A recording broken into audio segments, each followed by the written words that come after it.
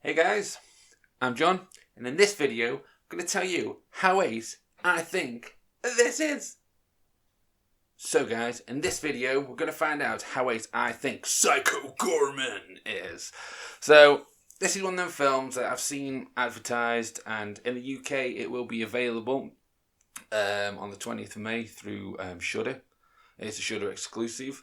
I managed to catch a stream of it, and I'm just going to give you guys my thoughts on it so that when it does release to everybody, then you guys can watch it if you think you want to. So, the basic idea behind this film is it is very much a throwback to the good old days of horror movies.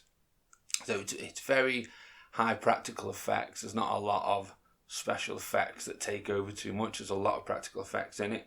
And it harks back to sort of the feel of an 80s film. It is a Canadian-made film, but it's made very, very well. So if you like sort of very cheesy B-movies, which I do a lot, then this is right up your street. So the basic idea is that this dude who is called the Archduke of Nightmare, and he's from a planet called Gygax, and his planet was overtaken by this group of like sentient beings called the Templars, or they think they're sentient beings, and he finds a special crystal and it imbues him with power, and then he can overthrow this enemy and take back his planet. But the power sort of corrupts him a little bit, and then he just goes around and just starts just ruining planets, and that's his thing, man. He's a planet destroyer. He's like a mini Galactus, and he just goes around. But then like the Templars have a champion, and this champion comes and she defeats him, and they lock him away, and that's sort of the backstory of him a little bit. The film does sort of dive into this, so you will see a lot more than that. But then like the film starts where there's a brother and sister, and they're playing this made-up game called Crazy Ball, which, yeah, you need to watch the film to understand the rules, man. Only they knew the rules. So, just don't try Crazy Ball. And the brother loses, and his forfeit is to dig his own grave. So that's what he does. So he digs a grave, but as he's digging down, he hits something, and it's sort of this big stone coffin thing, and as they go down, there's like this jewel in there, which is obviously his jewel, and they end up getting the jewel free. But by doing so, it awakens him again, which is not what you want at all. And then he sort of gets up and goes for a wander, meets these people, and it just ruins him, man. And like the gore in it is a bit excessive, but like so ridiculous. It's just brilliant. So he just grabs these two guys and like rips their heads off, and there's like blood going everywhere and bits of sort of sinew holding everything together. It's awesome, man. It's great. And that just sort of sets the tone for the violence of the film. And then what you find out then is these kids sort of follow the footsteps because they see like something's left the garden. And when they find it, they find this dude who pronounces himself as the Archduke of Nightmare and says he's going to kill him and kill everybody. And then when the little girl, Mimi, produces the stone, he can't harm her. It's sort of like his remote control. So it's like the genie in the lamp. You know, whoever possesses the lamp controls the genie. It's that sort of theory. And she just makes him do some stupid things. But it's really good. And there's quite a lot of comedy in it. But really good comedy. It had me just giggling all the way through it. So then it's about them, but then once he's awakened, and the Templar Council, they find out about it, they get alerted to it, so then it's up to them to then come back and put a stop to him once and for all.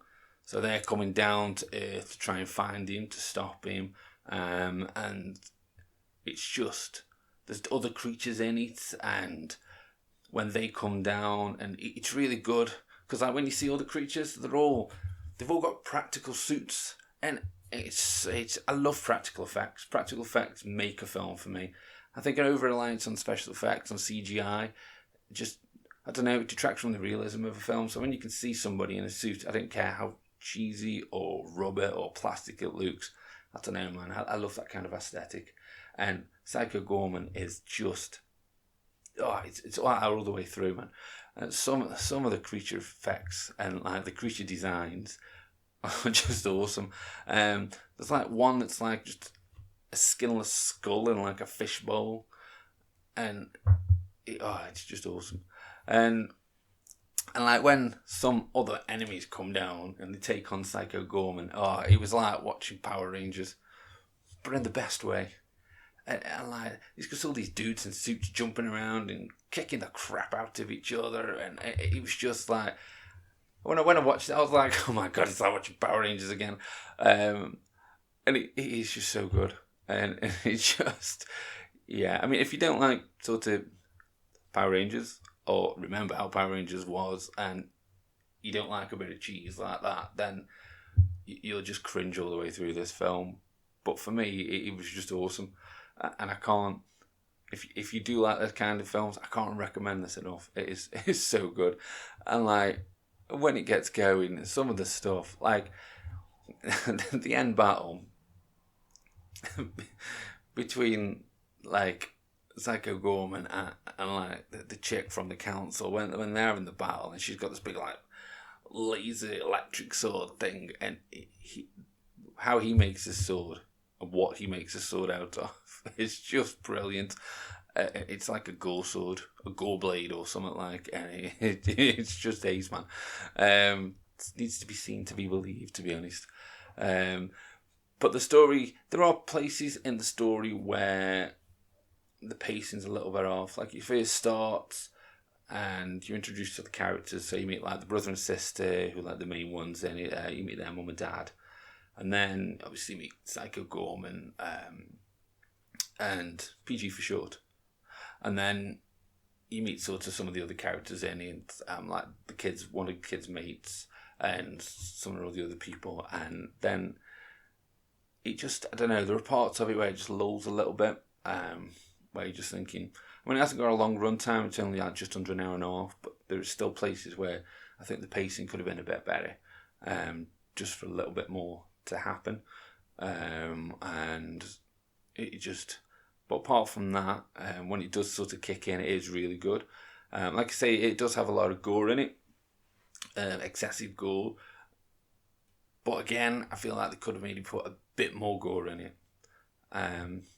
I'm a bit of a gore hound, so I do like a lot of gore, blood splashing everywhere sort of thing, and in this there is a lot, but I don't know, I think in some places they restrict it a little bit, and I think there could have been a bit more. But all the characters are really good, they're all quite memorable, and it's just a good introduction into the world. I do hope that they will make a sequel, or possibly a prequel, so we can see sort of how Psycho Goreman overthrows sort of the Templars. You do see snippets of it in flashbacks, but it would have been nice if you could get something to expand on it a little bit more. I'd be quite happy to watch that, or a sequel to see what happens after, because where it sort of ends, it could be classed as a bit of a ending defined, but there's also the potential that more could happen, and I would really like to see if they do any more with this. All the people in it are really good, like especially the kids. Like the little girl in it, Mimi, she's really funny in it, like really funny. Obviously she's only a young actress, but she does really well with this role. And the comedy time is quite good as well. I was quite impressed with that.